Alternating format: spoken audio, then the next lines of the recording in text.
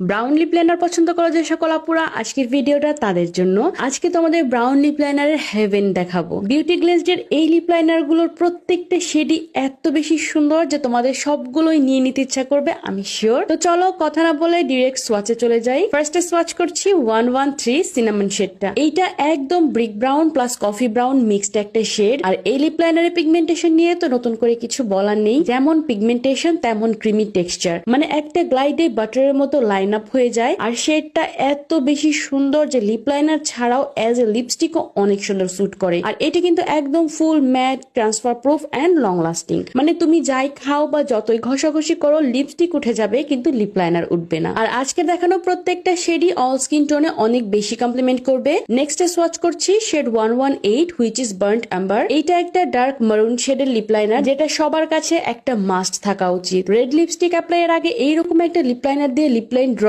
করার পর lipstick apply করলে খুবই সুন্দর লাগে দেখতে। আর লিপস্টিকও অনেক ইভেন্টলি অ্যাপ্লাই হয়। জাস্ট সি কি পরিমাণ সুন্দর একটা শেড এইটা। আমার মনে হয় এই শেডটা এইভাবেও অনেক সুন্দর লাগছে। নেক্সট সোয়াচ করছি সেই ভাইরাল কম্বোটা, যার জন্য সবাই লিটারেলি পাগল করে ফেলেছে আমাকে। এইখানে আমি দুইটা শেড মিক্স করে অ্যাপ্লাই করেছি। একটা হলো 114 চকলেট এন্ড আরেকটা হলো 111 এক্সপোজ। ফার্স্টে চকলেট শেডটা দিয়ে লিপ লাইন ড্র করে দেন মিডিলে এক্সপোজ শেডটা অ্যাপ্লাই করব। আর এক্সপোজ কিন্তু একদমই নুড